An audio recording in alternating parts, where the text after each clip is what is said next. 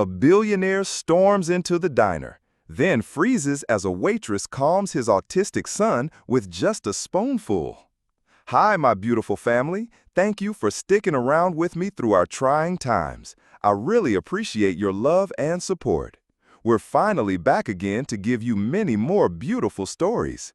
If you're already hooked in for today's story and ready to enjoy it, click subscribe and let me know in the comments where you're watching from, because tomorrow I will be giving you another story just as interesting as this one, and you don't want to miss it. Now, let us begin. Marcus Thompson stood frozen in the doorway of Rosie's diner, watching his 7-year-old son Caleb have what appeared to be a complete meltdown in the middle of the restaurant. The other diners were staring, some with sympathy, others with barely concealed irritation, as Caleb rocked back and forth in the booth, his hands pressed tightly over his ears while making the high-pitched humming sound that meant he was overwhelmed. Marcus felt the familiar weight of helplessness settle over his shoulders. As the CEO of Thompson Financial Group, he could negotiate billion-dollar deals and command boardrooms full of executives, but he had no idea how to help his own son navigate a simple family breakfast. "Caleb, buddy, it's okay," Marcus said quietly, sliding into the booth across from his son, careful not to touch him. He'd learned that physical contact during these episodes only made things worse. The humming grew louder, and Caleb began hitting his head against the back of the booth. Marcus reached forward instinctively to stop him, but a gentle voice intervened. "Excuse me, sir, may I try something?" Marcus looked up to see a young black woman in a server's uniform, probably in her mid-20s, with kind eyes and an expression of genuine concern rather than judgment. Her name tag read Keisha. "I don't think," Marcus began, his protective instincts flaring. He dealt with too many well-meaning strangers who thought they could fix Caleb with simple solutions. "I'm not going to touch him or get too close," Keisha said gently. "I just want to try something that might help. Is that okay?" Something in her tone made Marcus pause. There was no condescension, no impatience, just quiet confidence and what sounded like genuine understanding. "Okay," he said finally. Keisha moved slowly to a position where Caleb could see her without feeling crowded. Then she began to hum, not loudly, but in a low, rhythmic tone that somehow harmonized with Caleb's distressed sounds. Marcus watched in amazement as his son's rocking gradually slowed. Caleb's humming began to match Keisha's rhythm, and the frantic edge left his movements. "The fluorescent light above your table is flickering," Keisha said quietly to Marcus while maintaining her humming, "and the coffee machine is making that high whining sound. It's a lot of sensory input all at once." She was right. Marcus had been so focused on Caleb's reaction that he hadn't noticed the environmental factors that might be contributing to his distress. Keisha continued humming for another minute, then gradually let her voice fade. Caleb's humming stopped too, and he slowly lowered his hands from his ears. "Hi there," Keisha said softly to Caleb. "I'm Keisha. That was really good humming. You have perfect pitch." Caleb looked directly at her for the first time, eye contact that he rarely made with strangers. "You know about pitch?" "I do," Keisha said. "I'm studying music therapy at the university. Pitch and rhythm can be really powerful tools for helping our brains feel calm." Marcus felt his breath catch. His son was having an actual conversation with someone he'd just met, something that usually took months of careful introduction. "Do you know about prime numbers?" Caleb asked, his voice gaining confidence. "I know some," Keisha said. "Why don't you tell me about them while I get your breakfast order?" As Caleb launched into an explanation of why 127 was his favorite prime number, Marcus studied Keisha more carefully. She was listening with genuine interest, asking questions that showed she was actually following Caleb's complex mathematical explanations. "Your son is brilliant," she said to Marcus during a pause in Caleb's monologue. "Math and music have a lot in common. Both are about patterns and relationships." "Most people don't see it that way," Marcus said quietly. "They just see the challenges." "Everyone has challenges," Keisha said simply. "Caleb's are just more visible than most people's." She took their order, pancakes for Caleb, Eggs Benedict for Marcus, and headed toward the kitchen. Marcus watched her stop at the hostess station and quietly mentioned something about seating future customers away from the flickering light. "I like her," Caleb announced. "She understands about numbers." Marcus felt something shift in his chest.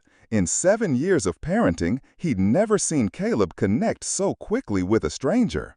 He tried everything: the best pediatric specialists, expensive therapeutic programs, exclusive private schools, but nothing had prepared him for the simple power of someone who could meet his son exactly where he was. When Keisha returned with their food, she brought something extra, a small notebook with staff paper. "I thought you might like to see how numbers and music connect," she said to Caleb, sitting down briefly in the booth. "See, if we take your favorite prime number, 127, and translate it into musical notes." She began sketching out a musical pattern, showing Caleb how mathematical sequences could become melodies. Marcus watched his son's face light up with the kind of joy he rarely saw outside of their home. "Dad, look," Caleb said excitedly. "She made my number into a song." Marcus found himself really looking at Keisha for the first time, not just as the waitress who had calmed his son's meltdown, but as the person who had just opened a door to his child's world that Marcus hadn't even known existed. "How did you know to do that?" he asked. "My little brother has autism," Keisha said simply. "He taught me that the world doesn't need to be overwhelming if you can find the right frequency." As they finished breakfast, Marcus watched the easy way Keisha interacted with Caleb, never talking down to him, never trying to force eye contact or physical affection, just meeting him in the space where he was comfortable. When it came time to leave, Caleb looked directly at Keisha and said, "Will you be here next Saturday?"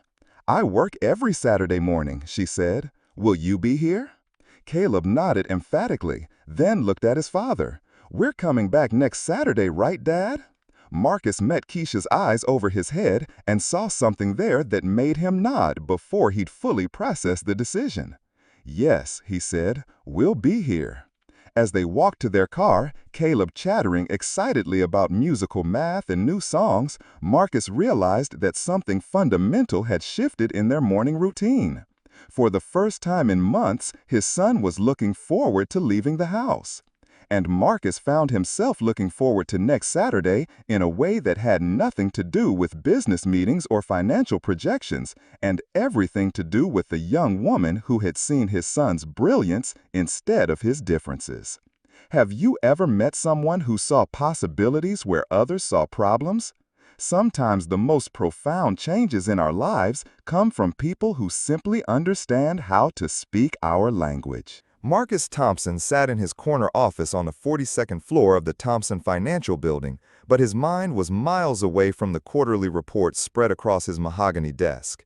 Instead, he was thinking about the way Caleb had hummed in the car all the way home from the diner, attempting to recreate the melody that Keisha had shown him. It had been 3 days since their breakfast at Rosie's diner, and Marcus couldn't stop thinking about those 20 minutes when his son had seemed lighter, more connected to the world around him. The irony wasn't lost on him. Marcus had built a financial empire worth over $2 billion by reading people, understanding their motivations, and finding ways to connect disparate elements into profitable wholes. But when it came to his own son, he'd been stumbling in the dark for 7 years. His assistant Jennifer knocked and entered with his afternoon schedule. "Mr. Thompson, you have the Hartwell merger review at 3, and the board meeting has been moved to 4:30. "Jennifer," Marcus said suddenly, "what do you know about music therapy?" She blinked in surprise. "Music therapy? Not much, sir. Is this for a new investment opportunity?" "Something like that," Marcus said. "Could you research music therapy programs, specifically ones that work with children who have autism?" "Of course, sir." After Jennifer left, Marcus turned to stare out his window at the city below. 7 years ago, when Caleb had first been diagnosed, Marcus had thrown money at the problem with the same intensity he brought to business challenges. The best pediatric neurologists, cutting-edge therapy programs, exclusive schools designed for children with special needs. But none of it had created the connection he'd witnessed between Caleb and a waitress in a neighborhood diner. His phone buzzed with a text from his ex-wife, Victoria. Caleb's behavioral therapist says he's been asking about music numbers. Do you know what that means? Marcus smiled despite himself. Even when Caleb was with his mother, he was still thinking about Saturday morning at the diner. Marcus typed back, "Long story. I'll explain when I pick him up Friday." The divorce had been finalized 2 years ago, when the stress of Caleb's needs and Marcus's demanding career had finally fractured their marriage beyond repair. Victoria was a good mother, but she'd always struggled with Caleb's autism in ways that made Marcus protective of his son's emotional well-being. "He's just so different from other children," Victoria had said during one of their last fights. "I don't know how to reach him." Marcus hadn't known how to reach him either, but he'd never been able to accept that as a permanent condition. Somewhere in his son's brilliant, complex mind was a key to connection. He just hadn't found it yet. Keisha Washington sat in the university library, surrounded by textbooks on developmental psychology and music therapy, trying to concentrate on her research paper while her mind kept drifting to the little boy from Saturday morning. She'd been working at Rosie's diner for 8 months, saving every tip and paycheck to cover her tuition at Seattle University's music therapy program. The work was exhausting, long shifts on her feet, dealing with difficult customers, cleaning up messes, but it was honest work that paid the bills while she pursued her dream. Her phone buzzed with a text from her mother. "How's school, baby? Your brother keeps asking when you're coming home." Keisha smiled at the mention of her 12-year-old brother, Jerome. He was the reason she'd chosen music therapy as her career path, though she'd never told her family the full extent of her ambitions. Jerome had been diagnosed with autism when he was 3, and Keisha had watched her working-class family struggle to navigate systems that seemed designed for people with more resources than they had. Their mother, Sandra, worked 2 jobs to keep them afloat, while their father had been absent since Jerome's diagnosis, unable to handle having a different child. "School's good, Mama," Keisha texted back. "Tell Jerome I'm working on a new song for him."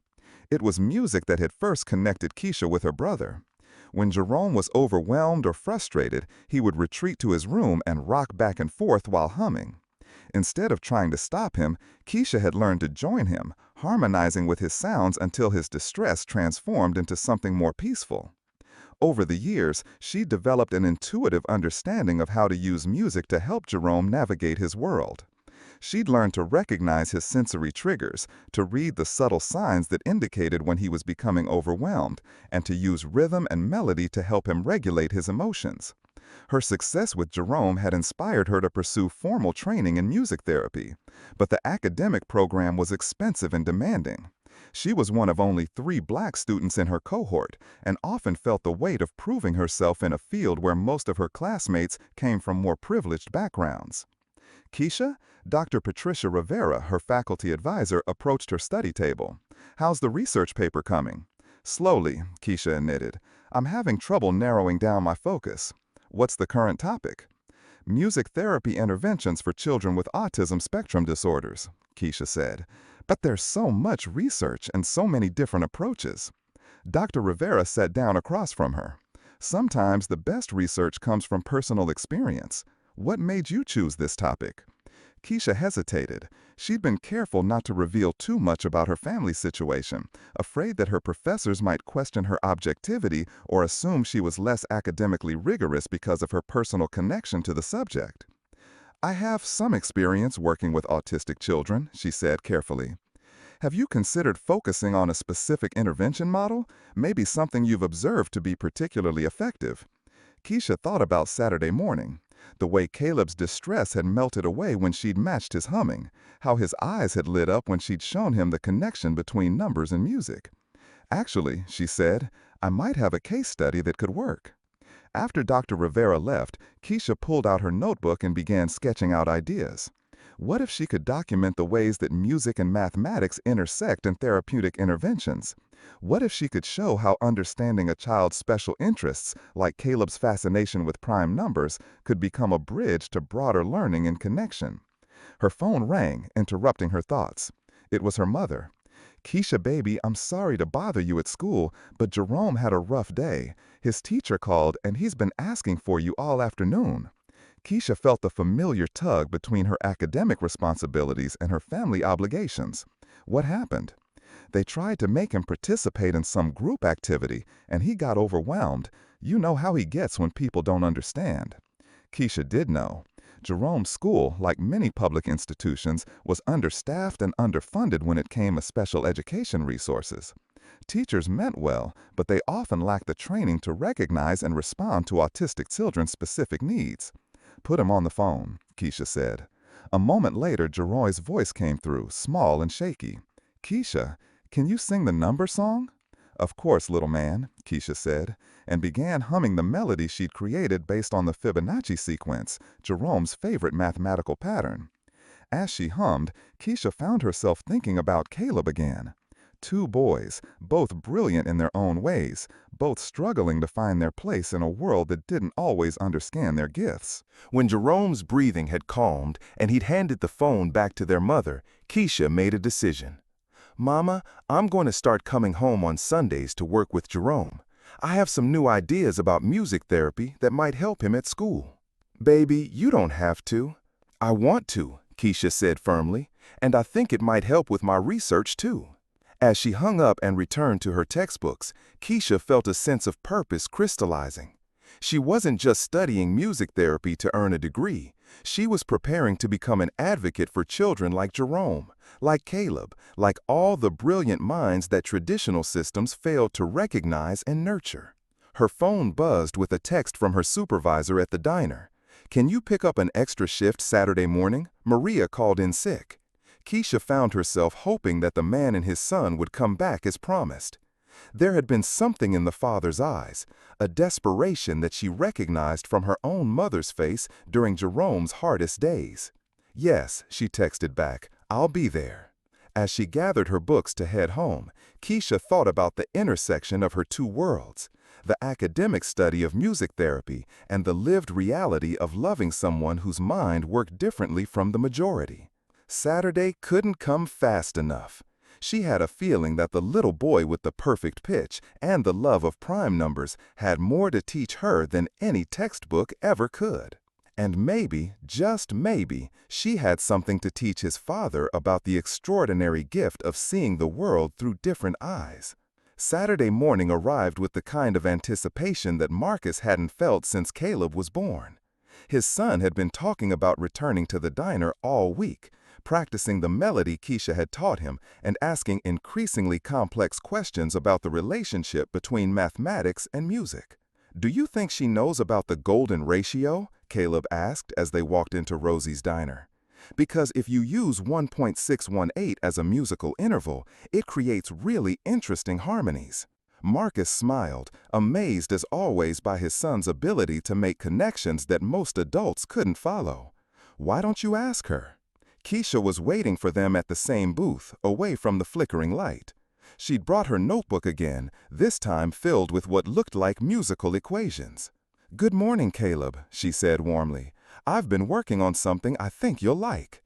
Caleb slid into the booth across from her, his usual hesitation around new people completely absent. "Did you know that if you translate the Fibonacci sequence into musical notes, it sounds like nature?" "I did know that," Keisha said, and Marcus caught the slight surprise in her voice. "How did you figure that out?" "I've been researching all week," Caleb said proudly. "Dad got me books about music theory, and I found videos online about mathematical composers."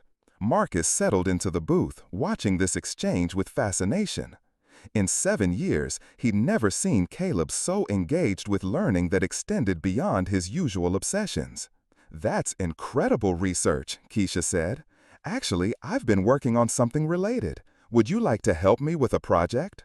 She opened her notebook to reveal pages of musical notation interspersed with mathematical formulas. "I'm trying to create therapeutic music based on different mathematical sequences. I think your insights could help make it better." Marcus watched his son's face light up with the kind of purpose he'd never seen before. But as Keisha explained her project, something else became clear. This wasn't just casual interest. This was serious academic work. "Keisha," Marcus said during a lull in their mathematical discussion, "what exactly are you studying?" "Music therapy," she said. "I'm in the graduate program at Seattle University. I'm hoping to specialize in working with children on the autism spectrum. Marcus felt something shift in his understanding. This wasn't just a kind waitress who happened to connect with his son. This was a professional in training, someone whose expertise might be exactly what Caleb needed. "How long have you been studying this?" he asked. "2 years in the program, but I've been learning about autism my whole life," Keisha said. "My younger brother is autistic. He taught me everything that textbooks couldn't." Before Marcus could respond, a commotion erupted near the diner's entrance. A woman in an expensive coat was arguing loudly with the hostess, her voice carrying across the restaurant. "I specifically requested a booth away from them," the woman was saying, gesturing toward their table. "This is supposed to be a family establishment." Marcus felt his blood pressure spike as he recognized the voice. Victoria, his ex-wife, stood at the hostess station wearing the expression of entitled displeasure that had become all too familiar during their marriage. "Victoria?" Marcus stood up, confused. "What are you doing here?" "I could ask you the same thing," she said, approaching their table with her eyes fixed on Keisha. "Caleb, sweetheart, come sit with Mommy. We're going somewhere more appropriate." Marcus saw the immediate change in Caleb, the way his shoulders tensed, his stimming behaviors increasing as he sensed conflict. "We're fine here," Marcus said firmly. "I can see that," Victoria said, her tone sharp. "Marcus, I need to speak with you privately." "I don't want to go," Caleb said quietly, but with unusual clarity. "I want to stay with Keisha. We're working on important math." "Caleb, honey," Victoria's voice took on the patronizing tone she used when she was trying to manage his autism rather than understand it. "This nice lady has work to do. She doesn't have time to play games with you." "We're not playing games," Caleb said, his voice rising slightly. "We're doing research, real research." Marcus could see the beginning signs of one of Caleb's meltdowns, the rocking motion, the increased vocal volume, the way his hands began to flap. But before he could intervene, Keisha spoke. "Caleb," she said in her calm, steady voice, "would you like to show your mom what we've been working on?" The rocking slowed as Caleb focused on Keisha's voice. "She doesn't understand math." "Maybe she'd like to learn," Keisha suggested gently. "What if you explain the golden ratio to her?" Victoria's expression shifted from annoyance to something approaching shock as Caleb began explaining mathematical concepts with a clarity and enthusiasm she'd never witnessed before. "How is he doing this?" Victoria whispered to Marcus. "He never talks to strangers. He never explains his interests to other people." Marcus watched Keisha encouraging Caleb, asking follow-up questions that showed she was genuinely following his complex explanations. "She understands him," he said simply. "Marcus," Victoria's voice was urgent now, "we need to talk now." Reluctantly, Marcus followed Victoria to a corner of the diner, leaving Caleb absorbed in his mathematical explanations. "What is this really about?" Marcus asked. "I know who she is," Victoria said quietly. "I had my assistant research her after you mentioned music therapy to Jennifer." Marcus felt a chill. "You had her investigated?" Keisha Washington, 26 years old, graduate student working multiple jobs to pay tuition. Family from South Seattle. Mother works as a hotel housekeeper, father absent. "Marcus, she's obviously using Caleb to get close to you." "That's ridiculous," Marcus said, but he could hear the uncertainty in his own voice. Is it? A struggling student who suddenly takes special interest in a billionaire's son? Marcus, you're being naive. Marcus looked back at their table, where Caleb was now drawing musical notes in Keisha's notebook while she nodded along with his explanations. The connection between them was undeniable, but Victoria's words had planted a seed of doubt. "Even if that were true," Marcus said, "look at him. Look how happy he is." "He's happy because she's telling him what he wants to hear," Victoria said. "Marcus, this isn't sustainable. What happens when she gets what she wants and disappears? What happens to Caleb then?" Before Marcus could respond, Caleb's voice cut across the diner. "Dad, come look. Keisha helped me write a song based on prime numbers." Marcus walked back to the table, his mind reeling with Victoria's accusations. Keisha looked up at him with those same kind eyes, but now he found himself analyzing her expressions, looking for signs of calculation or deception. "Is everything okay?" Keisha asked, clearly sensing the tension. "Fine," Marcus said, though his voice had cooled noticeably. "Caleb, we should probably get going." "But we're not finished," Caleb protested. "Keisha was going to show me how to use my song in music therapy." "We'll continue this another time," Marcus said, pulling out his wallet to pay for breakfast. Keisha watched him carefully as he left money on the table, more than enough to cover the bill and a generous tip. "Mr. Thompson, if I've done something wrong—" "You haven't," Marcus said, but his tone suggested otherwise. "Thank you for your help with Caleb." As they prepared to leave, Caleb looked back and forth between his parents, clearly confused by the sudden change in atmosphere. "Are we coming back next Saturday?" he asked. Marcus hesitated, Victoria's words echoing in his mind. The prudent thing would be to end this before anyone got hurt. The safe thing would be to return to their routine of structured, professional interactions. But as he looked at his son's face, still bright with excitement about mathematical music and new discoveries, Marcus realized he was facing a choice that would define not just Caleb's future, but his own understanding of what it meant to be a father. "We'll see," he said finally, a non-answer that satisfied no one. As they walked to the car, Victoria beside him and Caleb trailing behind, Marcus felt the weight of competing loyalties.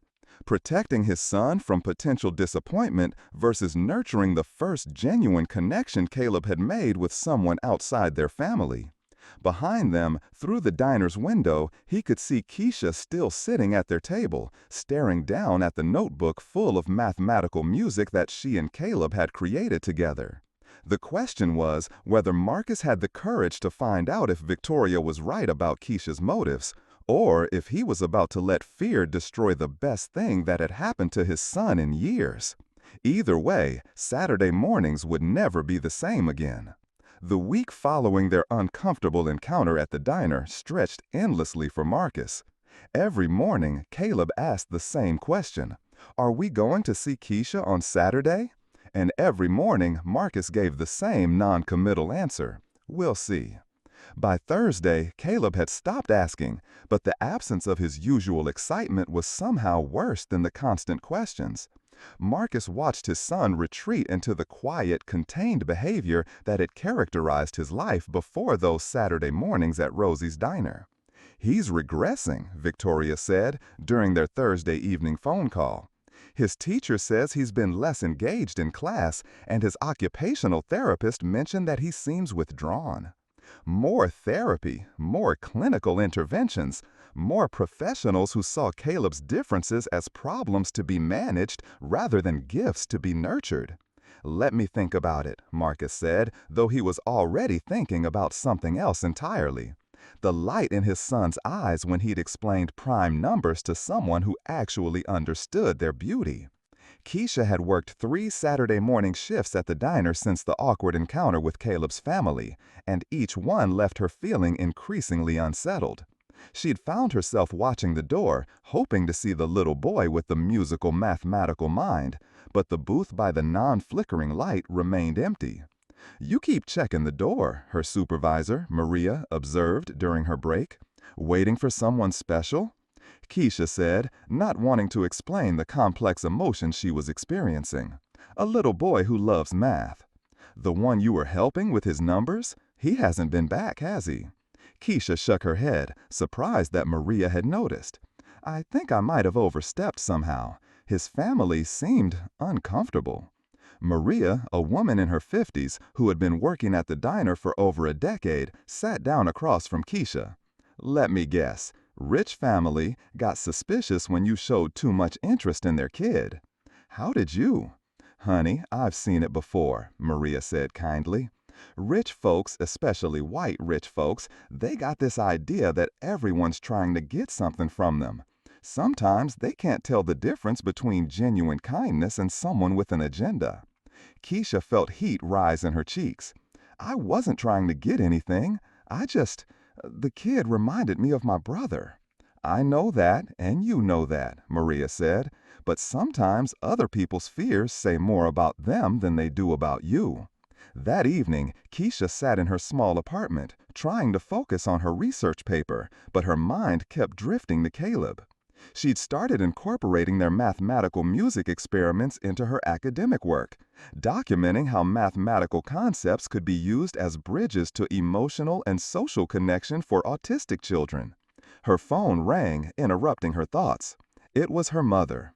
"Keisha, baby, Jerome had a good day at school today," Sandra Washington said, her voice bright with rare optimism. "His teacher said he participated in a group activity without any problems." "That's wonderful, Mama. What was different?" "He used that humming technique you taught him when he started feeling overwhelmed," Sandra said. "Instead of shutting down, he found a way to regulate himself. The teacher was amazed." Keisha felt a sweet, bitter pride. Her techniques were working for Jerome, proving that her approach had merit. But she couldn't help thinking about another little boy who might be struggling without access to the same support. "Mama, can I ask you something?" "Of course, baby." "When you're helping people, really helping them, how do you know if you're crossing boundaries?" Sandra was quiet for a moment. "Why are you asking?" Keisha found herself explaining the situation with Caleb and his family, the connection she'd felt, and the uncomfortable ending to their last encounter. "Oh, honey," Sandra said when Keisha finished, "you know what this sounds like to me." "What?" "It sounds like you did exactly what you were supposed to do. You helped a child who needed help. And now some folks are having a hard time accepting that help came from someone who doesn't look like them." "But what if they're right? What if I was being inappropriate somehow?" "Keisha Washington." Sandra's voice took on the firm tone that had guided Keisha through childhood. "Did you help that boy because you thought you could get something from his family?" "No, Mama. I helped him because he reminded me of Jerome." "Then you did nothing wrong. The world needs more people who see children as children, not as their parents' bank accounts or social status." After hanging up, Keisha returned to her research paper, but now with renewed purpose. She wrote about the importance of meeting autistic children where they were, of using their special interests as bridges to broader learning and connection. She wrote about the mathematical music she'd created with Caleb, documenting how quickly he'd engaged with new concepts when they were presented through his areas of strength. As she worked, her phone buzzed with a text from an unknown number. "Hi, Keisha. This is Dr. Patricia Rivera. I hope you don't mind me texting. I got your number from the student directory. I've been reading the early drafts of your research, and I'm very impressed. I'd like to discuss a potential internship opportunity with you. Could we meet Monday?" Keisha stared at the message, her heart racing. Dr. Rivera was the director of the music therapy program and one of the most respected researchers in the field. An internship with her could change everything about Keisha's academic and professional trajectory. But as excited as she was about the opportunity, she couldn't shake the feeling that something important was unfinished.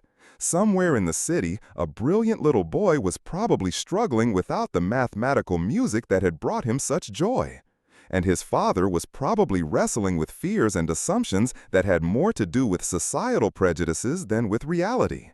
Marcus stood outside Caleb's bedroom door on Friday night, listening to his son's quiet humming.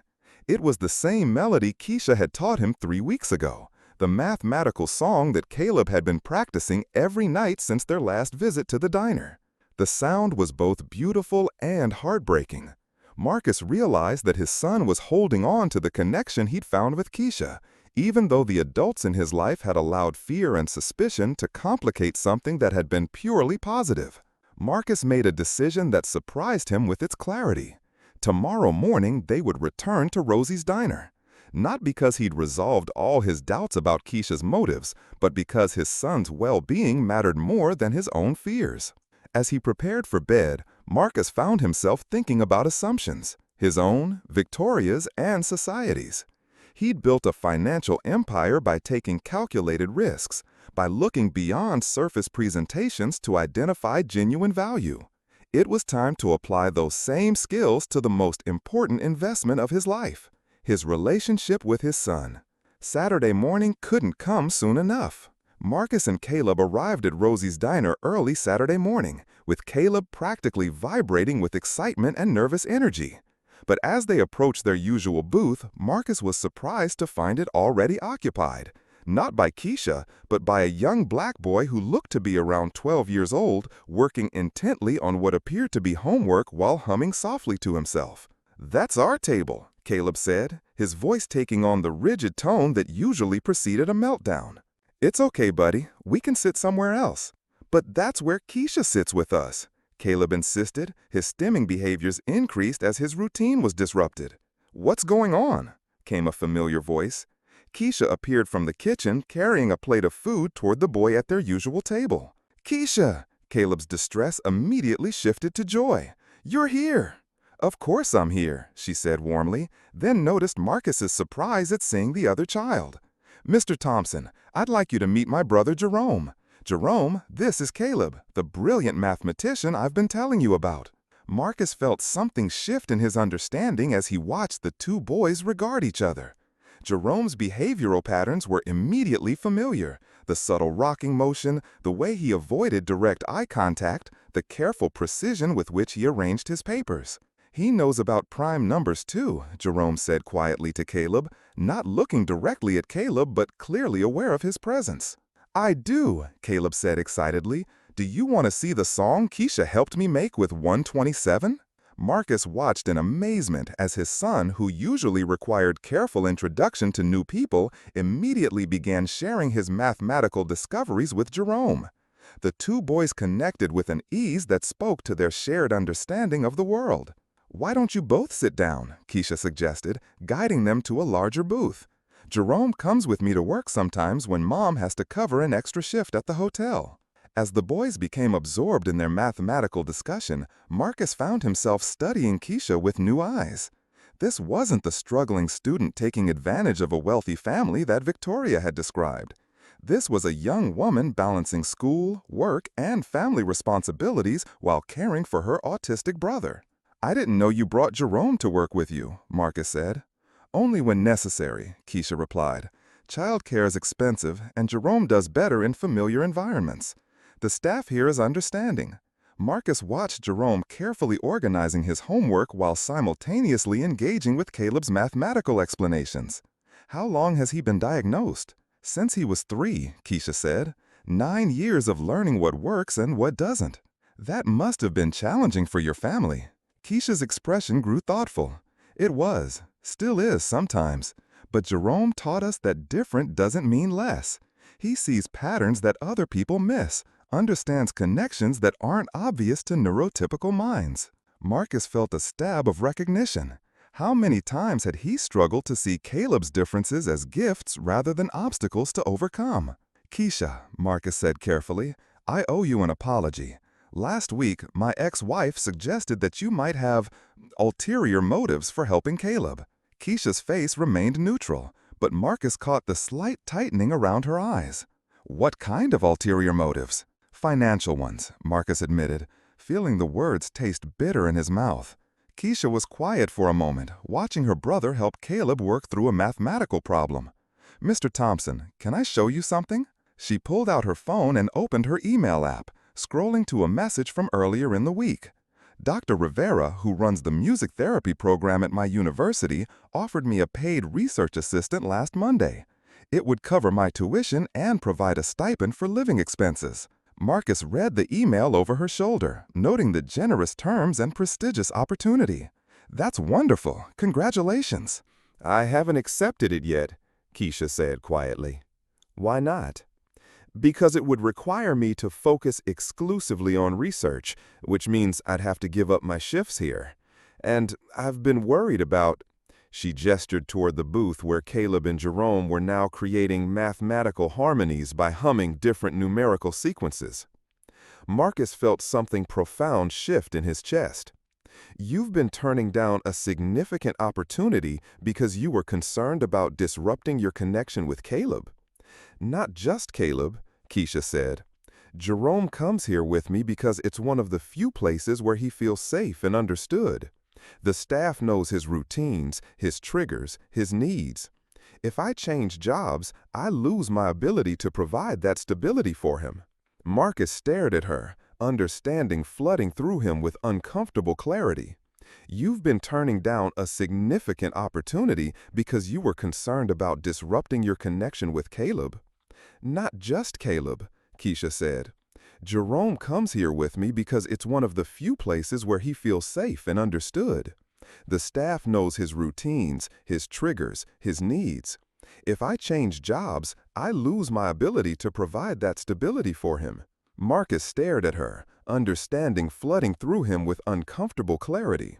While he and Victoria had been worried about Keisha's motives, she had been making genuine sacrifices to maintain relationships that benefited the children in her life rather than herself.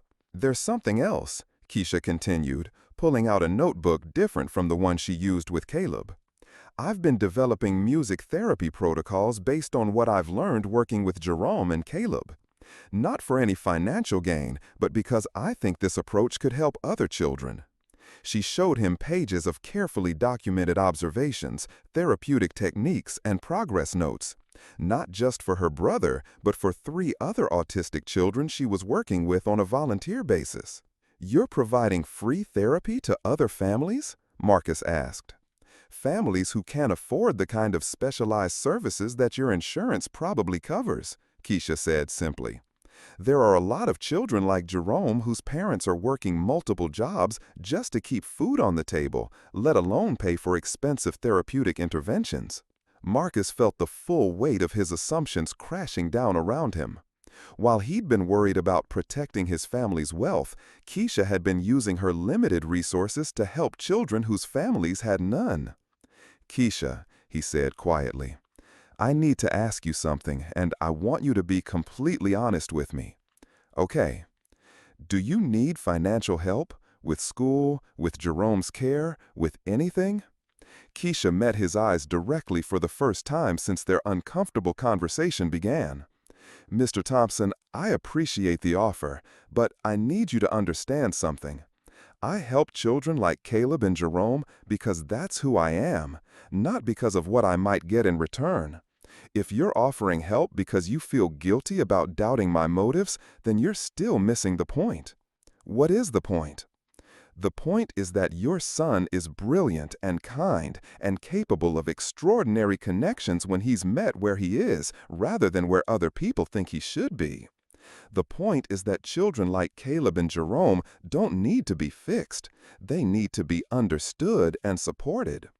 Marcus looked at the 2 boys, who had now enlisted other children in the diner to participate in their mathematical music experiment. Under Keisha's guidance, they had created an impromptu lesson that was engaging every child in the restaurant. "I've been an idiot," Marcus said finally. "You've been a protective father," Keisha corrected gently. "But maybe it's time to consider that protection might sometimes mean trusting the right people instead of avoiding everyone." Before Marcus could respond, his phone rang. Victoria's name appeared on the screen. "Marcus," Victoria's voice was sharp with urgency when he answered. "I need you to come to Dr. Patterson's office immediately. Caleb's regular therapist wants to discuss increasing his intervention schedule. She's concerned about his recent behavioral changes." Marcus looked at Caleb, who was laughing with genuine joy as he taught another child about the musical properties of prime numbers. "Victoria," Marcus said slowly, "I think we need to reconsider what kind of intervention Caleb actually needs." "What do you mean?" "I mean, maybe the problem isn't that he needs more therapy. Maybe the problem is that we've been so focused on managing his autism that we forgot to celebrate his gifts." The silence on the other end of the phone was deafening. "Marcus, what's gotten into you?" Marcus watched Keisha encouraging Jerome to share his own mathematical discoveries with the group, saw how she seamlessly created an environment where both boys could thrive, and realized that he was witnessing something he'd been searching for without knowing it. Not treatment for his son's differences, but recognition of his son's brilliance. "I'll call you back," he told Victoria, and hung up. When he looked at Keisha, she was smiling at him with an expression of quiet understanding. "So," she said, "ready to learn what your son can really do when he's supported instead of managed?" Marcus realized that this moment, watching his son shine in an environment built on acceptance rather than correction, was going to change everything about how he approached parenting, relationships, and his understanding of what it meant to truly help another person. "Yes," he said simply, "I'm ready." Have you ever discovered that your fears about someone's motives said more about your own biases than about their character? Sometimes the people we should trust most are the ones who ask for nothing in return. The emergency family meeting at Dr. Patterson's office felt more like an intervention than a therapy session. Marcus sat in the sterile conference room surrounded by Victoria, Dr. Patterson, Caleb's school psychologist, Dr. Williams, and his occupational therapist, Mrs. Rodriguez, all of whom were staring at him with expressions ranging from concern to barely concealed frustration. "Marcus," Dr. Patterson began, her voice carrying the authority of someone accustomed to being the expert in the room. "Victoria has shared some concerning information about recent changes in Caleb's routine. Introducing unstructured social interactions with untrained individuals can be very destabilizing for children on the spectrum." Untrained? Marcus felt his anger building. Keisha is a graduate student in music therapy with years of experience working with autistic children. "A waitress who's taking some classes," Victoria corrected sharply. "Marcus, you've allowed this woman to completely disrupt Caleb's carefully constructed therapeutic framework." Dr. Williams leaned forward. "Mr. Thompson, at school, we've noticed that Caleb has been attempting to engage other children in mathematical discussions that are far above their developmental level. When they don't respond appropriately, he becomes frustrated and withdrawn." "He's trying to connect with other children," Marcus said. "Isn't that what we've been working toward?" "Appropriate connection," Mrs. Rodriguez interjected. "Structured, supervised interaction with peers who share similar challenges, not whatever this has been." Marcus felt the familiar weight of professional consensus pressing down on him. These were the people he'd been paying to help his son for years, the experts who understood autism better than he did. "His academic performance has also declined," Dr. Williams continued. "His teacher reports that he's been distracted, asking questions about music theory during math class, trying to hum mathematical patterns instead of completing worksheets." "He's exploring connections between different subjects," Marcus said. "That sounds like advanced learning to me." "It's disruptive to the classroom environment," Dr. Williams replied. "We need children who can follow directions and stay on task, not create chaos with inappropriate behaviors." "Gentlemen," Dr. Patterson interrupted, "I think we need to address the real issue here. Marcus, you've been under enormous stress as a single father. It's understandable that you might project your own needs for connection onto Caleb's situation." Marcus stared at her. "What does that mean?" "It means," Victoria said quietly, "that Dr. Patterson thinks you're using Caleb's needs to justify your attraction to this woman." The room fell silent. Marcus felt heat flooding his face, not from embarrassment but from pure rage. "You think this is about me being attracted to Keisha?" "Marcus," Dr. Patterson said in her most therapeutic tone, "it's not uncommon for single parents to conflate their children's therapeutic needs with their own emotional needs. The fact that this woman has created such a dramatic change in your perspective in such a short time suggests that for the first time in 7 years, someone has seen my son as a whole person rather than a collection of symptoms to manage." Marcus interrupted. "Marcus, please," Victoria's voice was pleading now. "Look around this room.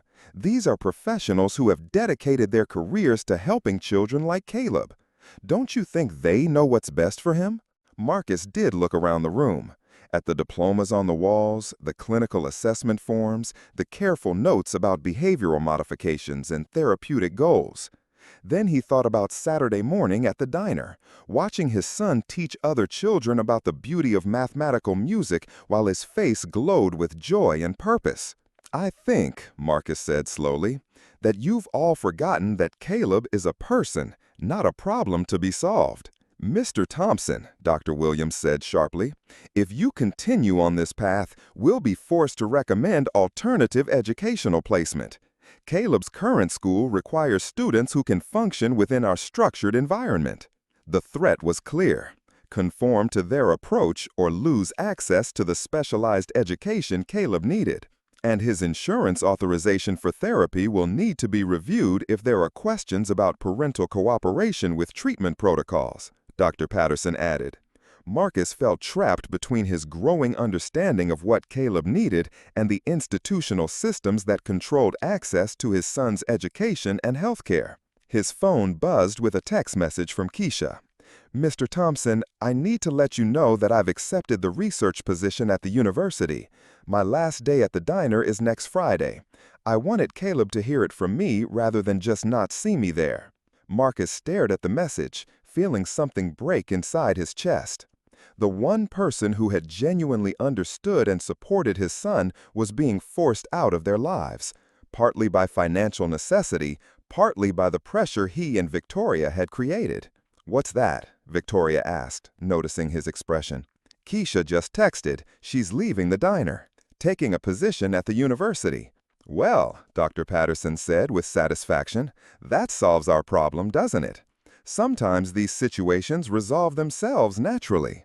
"Does it solve our problem?" Marcus asked quietly. "Or does it create a bigger one?" "What do you mean?" Victoria asked. "I mean that Caleb is about to lose the first meaningful connection he's made outside our family, and we're all sitting here celebrating that as if it's a good thing." "Marcus, be reasonable," Victoria said. "She's moving on to appropriate professional opportunities. This was always going to be temporary."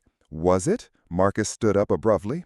"Or did we make it temporary by treating her like a threat instead of recognizing what she was actually offering?" "Sit down, Marcus," Dr. Patterson said firmly. "You're letting emotion cloud your judgment." "No," Marcus said, heading toward the door. "I'm finally letting emotion inform my judgment. And right now, my judgment is telling me that I need to have a conversation with my son about what he actually needs instead of letting a room full of adults decide what's best for him without ever asking his opinion." "Marcus," Victoria called after him, "if you walk out of this meeting, you're jeopardizing Caleb's entire support system." Marcus paused at the door. "Victoria, what if Caleb's support system is the problem?" As he left the building, Marcus felt the weight of the choice he was facing. On one side was the entire professional infrastructure that had shaped Caleb's life. Doctors, therapists, educators, all united in their approach to managing his son's autism. On the other side was a young woman who saw Caleb's brilliance before she saw his diagnosis, and who was about to disappear from their lives because the system couldn't accommodate her perspective. His phone rang. It was Caleb's school. "Mr. Thompson," came the principal's voice, "we need to discuss Caleb's behavior today. He disrupted his math class by trying to teach other students to sing mathematical equations. When his teacher asked him to stop, he had a meltdown and locked himself in the bathroom." Marcus closed his eyes, picturing his son's frustration at being told that his insights were disruptions, that his attempts to share joy were inappropriate behaviors. "I'll be right there," he said. As he drove toward the school, Marcus realized that the darkest hour wasn't about choosing between Keisha and the professional establishment. It was about choosing between the version of Caleb that the system wanted to create, compliant, managed, contained, and the version of Caleb that actually existed, brilliant, curious, desperate to connect with a world that kept telling him his natural responses were wrong. By the time he reached the school, Marcus had made his decision. But he also understood that choosing to support his son's authentic self meant going to war with every institution that currently controlled access to his son's education, therapy, and health care. His phone rang. It was Caleb's school. "Mr. Thompson," came the principal's voice, "we need to discuss Caleb's behavior today. He disrupted his math class by trying to teach other students to sing mathematical equations. When his teacher asked him to stop, he had a meltdown and locked himself in the bathroom." Marcus closed his eyes, picturing his son's frustration at being told that his insights were disruptions, that his attempts to share joy were inappropriate behaviors. "I'll be right there," he said. As he drove toward the school, Marcus realized that the darkest hour wasn't about choosing between Keisha and the professional establishment. It was about choosing between the version of Caleb that the system wanted to create, compliant, managed, contained, and the version of Caleb that actually existed, brilliant, curious, desperate to connect with a world that kept telling him his natural responses were wrong. By the time he reached the school, Marcus had made his decision.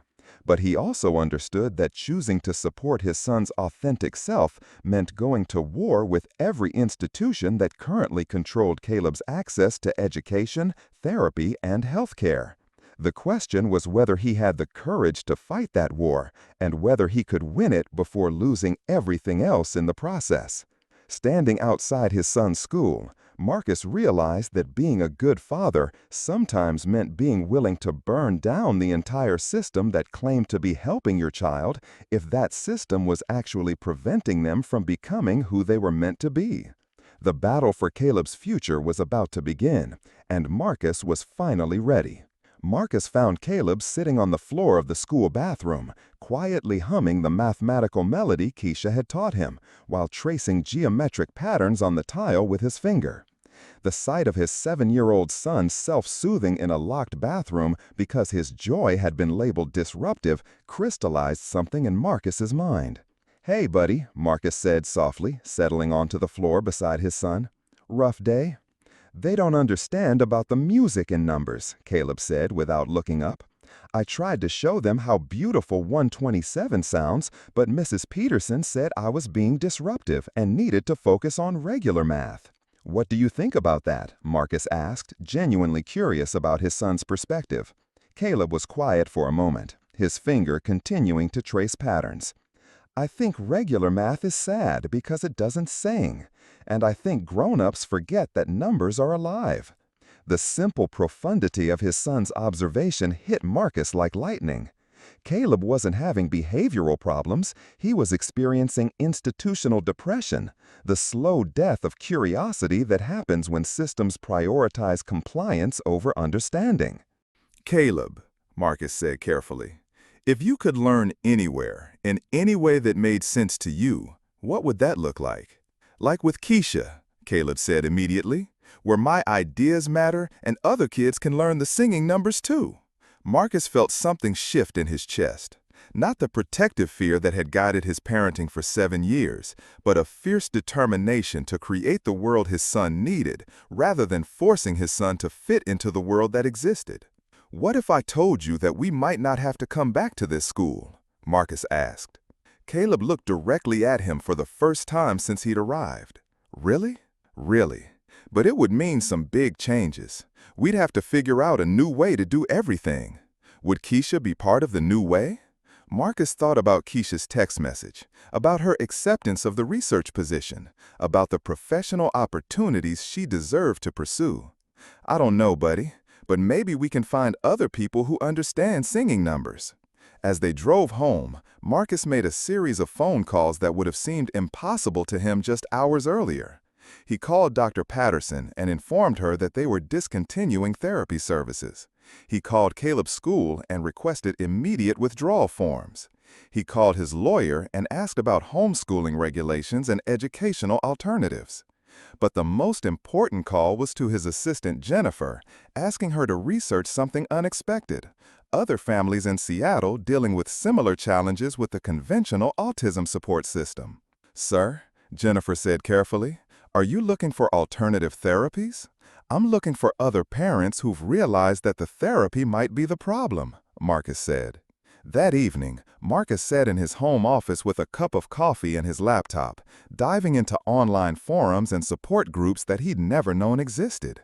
What he found was a community of parents, educators, and autistic advocates who were working to create learning environments based on strengths rather than deficits.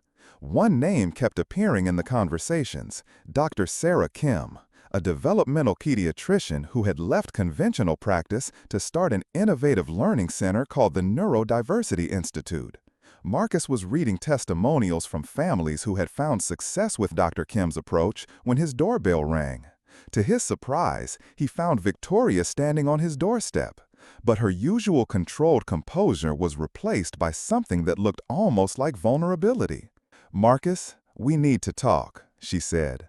"If you're here to convince me to bring Caleb back to his therapeutic team—" "I'm not," Victoria interrupted.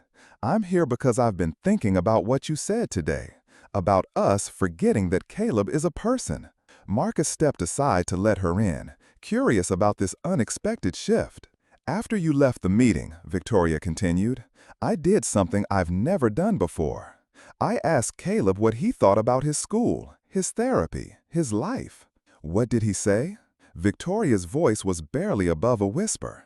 "He said he feels like everyone is always trying to fix him, but he doesn't think he's broken.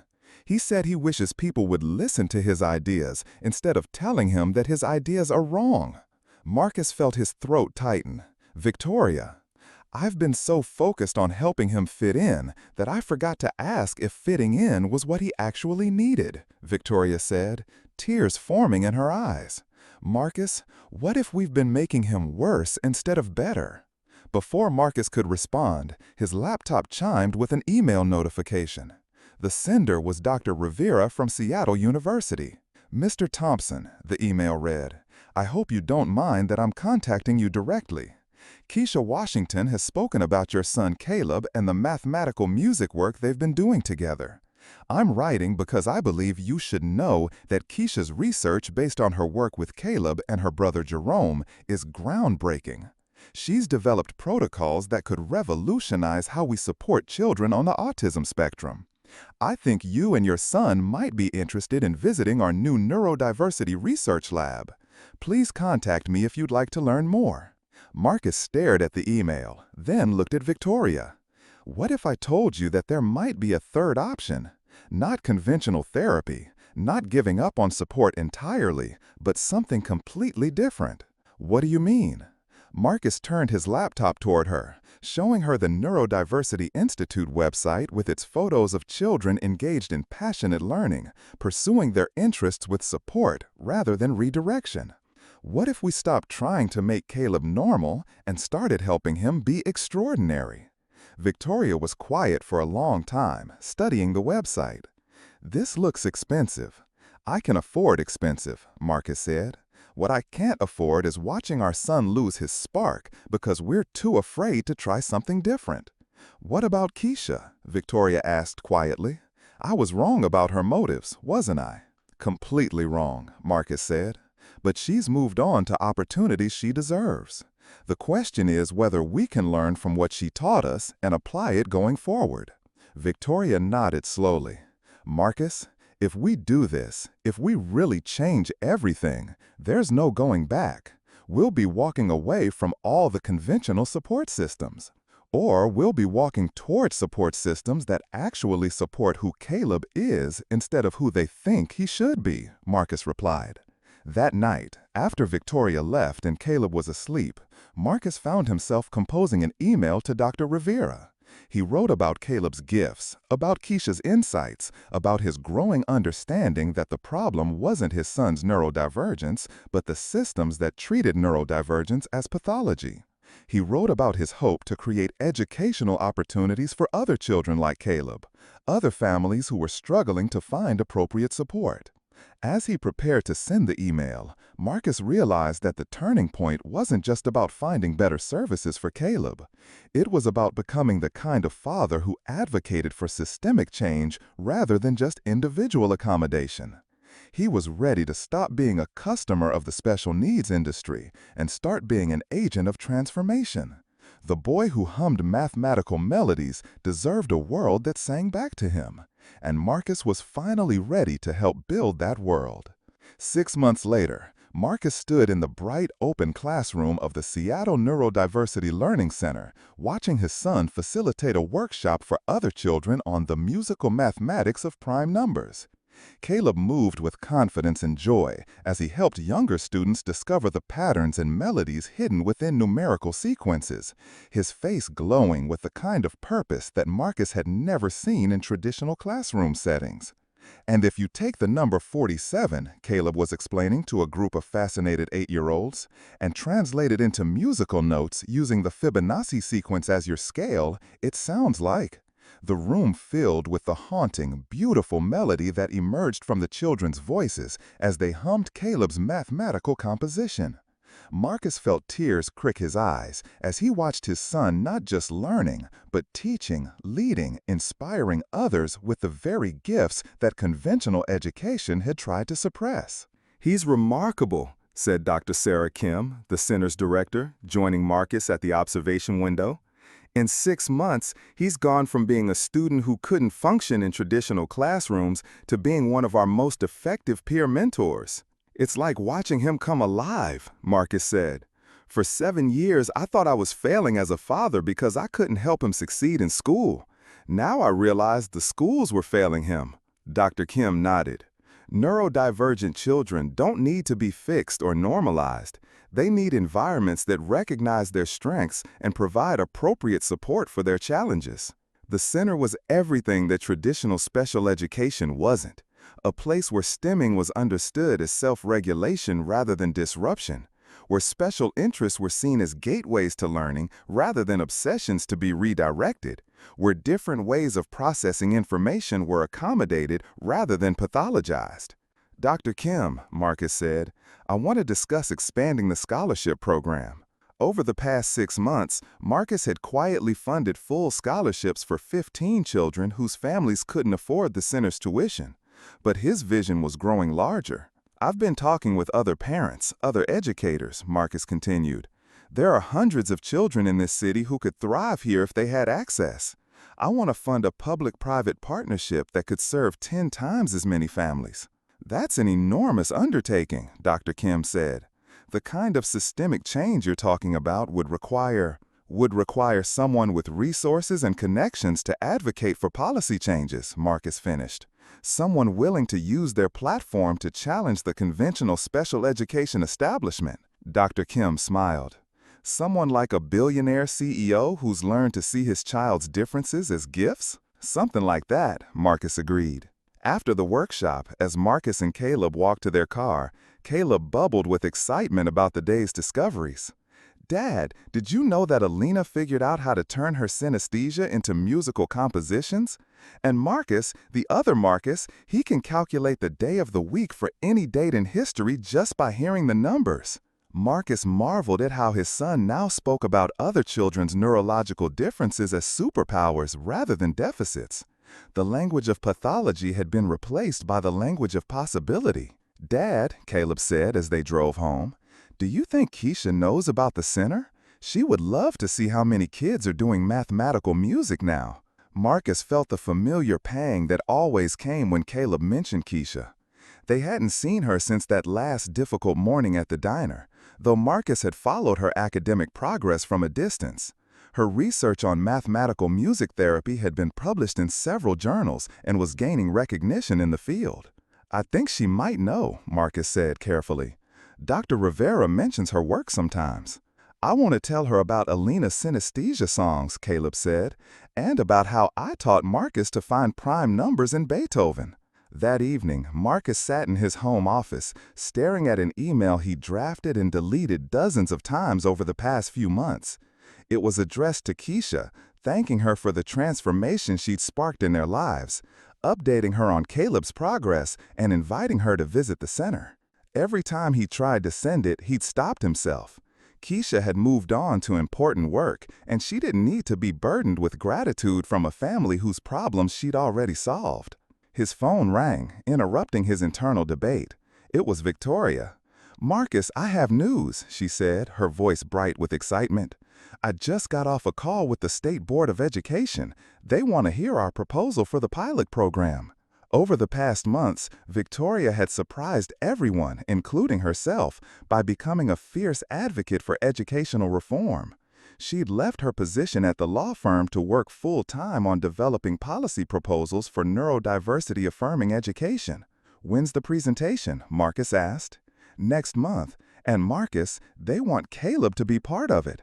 They want to hear directly from a student who's thrived under this approach." Marcus felt pride and protectiveness war in his chest. "Are you sure he's ready for that kind of spotlight?" "I think he's been ready his whole life," Victoria said. "We just needed to create the right stage for him to shine." After hanging up, Marcus returned to his draft email to Keisha. This time, instead of deleting it, he wrote something simple and honest. "Keisha, you changed our lives by seeing Caleb for who he really was instead of who others thought he should be. I wanted you to know that the mathematical music you taught him has grown into something beautiful. If you're ever interested in seeing what you helped create, you're always welcome. With gratitude, Marcus." He sent it before he could reconsider. The response came faster than he'd expected. "Mr. Thompson, I've been following the center's work through Dr. Rivera, and I'm so proud of what Caleb has accomplished. I'd love to visit soon. Jerome would be excited to meet him. He's been working on musical compositions based on fractals. Maybe our mathematicians could collaborate. Best, Keisha." 2 weeks later, Marcus stood in the center's music room, watching Caleb and Jerome work together on a composition that blended prime number sequences with fractal patterns. The two boys had connected immediately, their shared understanding of the mathematical beauty in music creating an instant bond. "It's incredible how they complement each other," Keisha said, joining Marcus at the observation window. "Caleb's intuitive grasp of numerical relationships and Jerome's visual pattern recognition, together they're creating something neither could accomplish alone." "Like the center itself," Marcus said. "Individual strengths combining to create something larger." Keisha nodded. "When I first met Caleb at the diner, I never imagined it would lead to this. A whole learning community built around the idea that different minds are valuable minds." "You planted the seed," Marcus said. "Everything that followed grew from that first moment when you saw his brilliance instead of his struggles." "No," Keisha said gently. "I just recognized what was already there. You're the one who had the courage to nurture it, even when it meant challenging every system that claimed to be helping him." As they watched their sons collaborate on their mathematical music, complex, beautiful, unlike traditional education would have produced, Marcus understood that this was what victory looked like. Not his son learning to fit into the world, but the world expanding to make room for his son's authentic brilliance. The waitress who had seen a brilliant child instead of a problem to be managed had indeed changed their lives forever. But the real transformation had come when Marcus learned to see the world through his son's eyes and had the courage to build something better for all the children who needed it.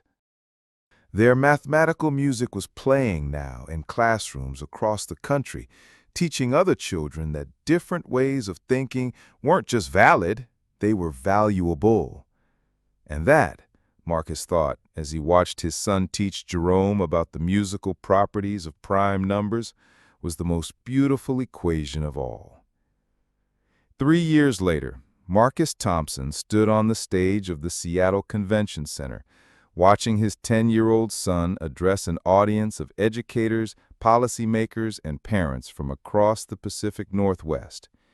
Caleb spoke with the same confidence he'd shown that first Saturday morning at Rosie's Diner, but now his audience was 1,200 people gathered for the inaugural Neurodiversity in Education Summit.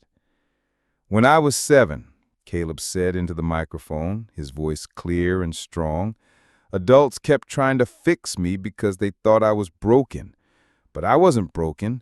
I was just speaking a different language, the language of mathematical music, of pattern recognition, of seeing connections that others missed." Marcus felt his throat tighten with pride and amazement. The shy boy who had once hidden from the world was now teaching that same world how to see neurodivergent children as gifts rather than challenges. "My friend Jerome and I created a program where kids like us teach other kids about the beauty we see in numbers and sounds and patterns. Because when you let different minds work together, you don't just help the different kids, you make everything better for everyone." The standing ovation that followed seemed to last forever. In the front row, Keisha Washington, now Dr. Keisha Washington, having completed her doctorate in music therapy with a specialization in neurodiversity, wiped tears from her eyes as she applauded. Beside her sat Jerome, now 15 and serving as the youth director of the Neurodiversity Learning Network, which had grown from Marcus's initial investment into a nationwide movement serving over 3,000 children across 47 cities. Dr. Temple Grandin, the keynote speaker, who had specifically requested to meet Caleb after reading about his mathematical music research, said, "This is what happens when we nurture neurodivergent gifts instead of trying to suppress them." After the presentation, the families gathered for dinner at, where else, Rosie's Diner, which had become something of a pilgrimage site for families touched by their story. Maria, now the owner after Marcus had quietly provided the financing for her to buy the restaurant, had expanded the space to include a small performance area where children regularly shared their mathematical music discoveries.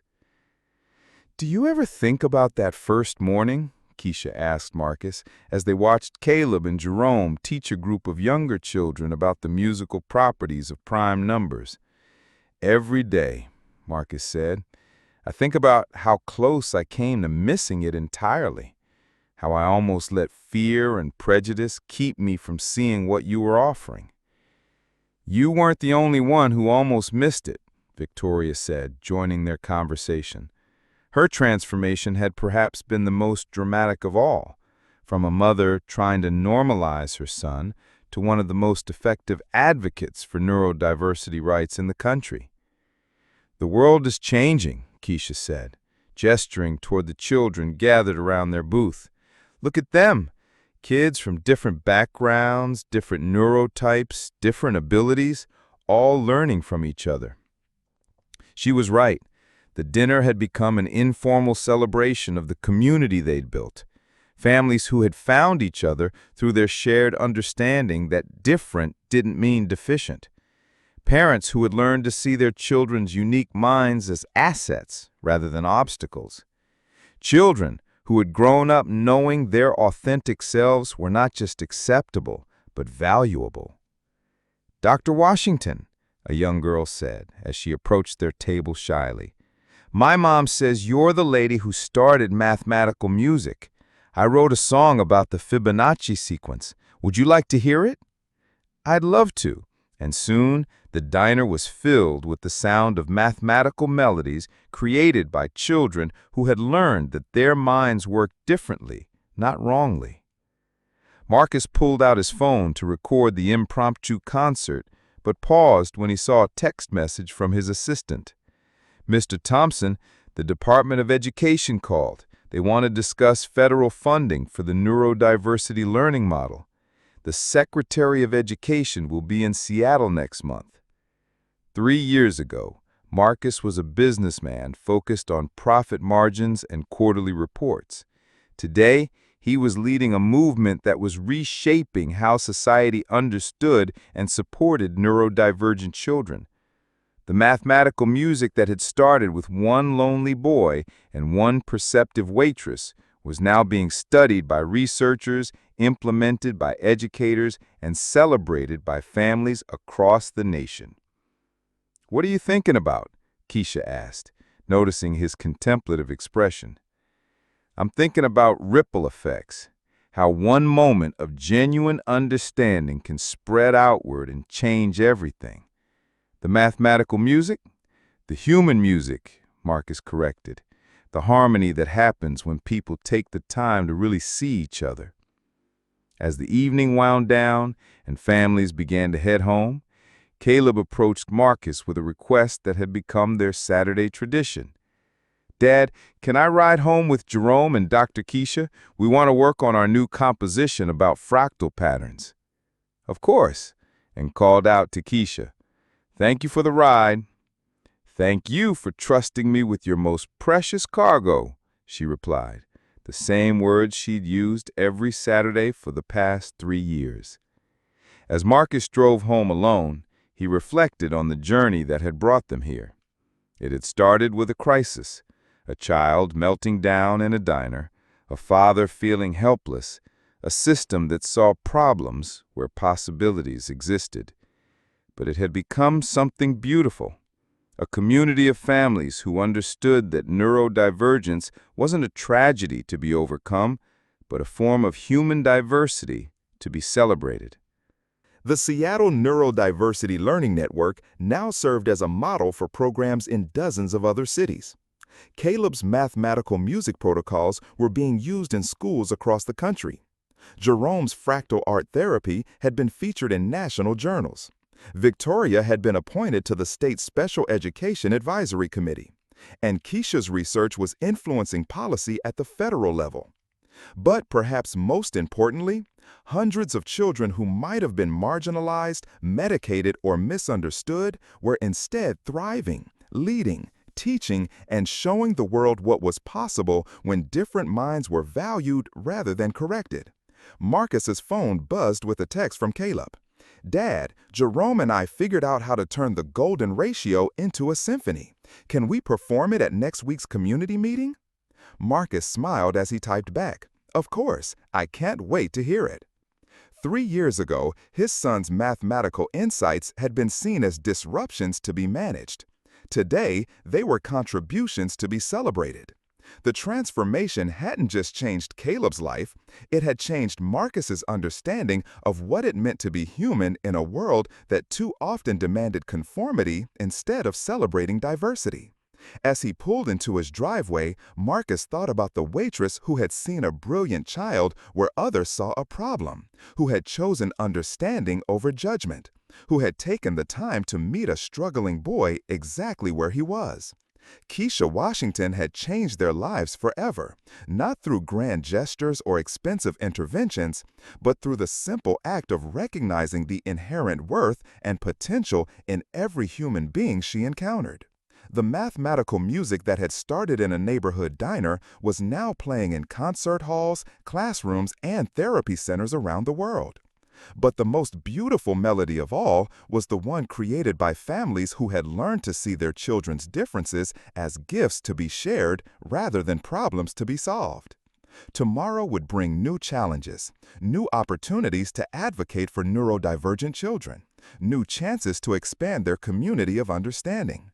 But tonight, Marcus was simply grateful to be the father of a remarkable boy who had taught him that the most profound transformations often began with someone brave enough to see the world through different eyes.